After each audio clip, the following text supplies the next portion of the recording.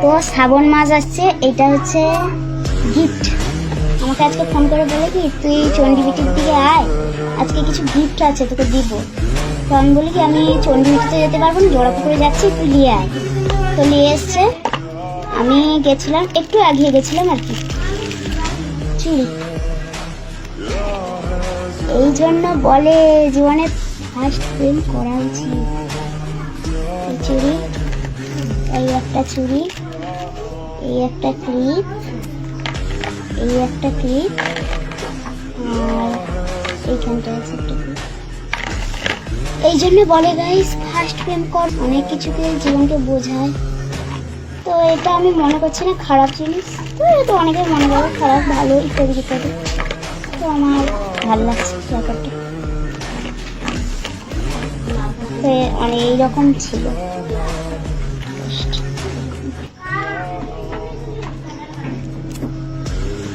জীবনকে অনেক কিছু শেখায়, জীবনকে বাঁচতে শেখায়। আর অনেকে বলে কি যে বয়সটা হোক দিলে বুঝতে পারি। তোমাদেরকে বলেছিলাম আমি যদি বুঝতে অল্প কিছু পারি, আমি যথেষ্ট বুঝতে পেরেছি।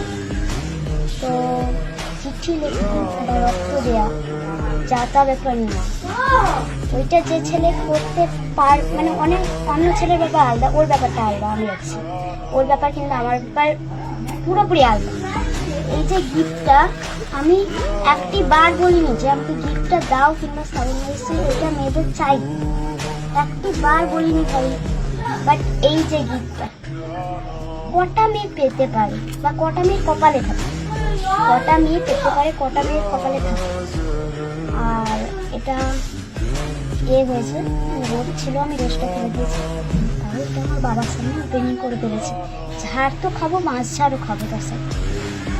আর বলবো কি যে ফার্স্ট প্রেম কর, কিন্তু উল্টাপাল্টা কাজ করো না, যাতে সংসারের মুখ অপর দিকে যাবে।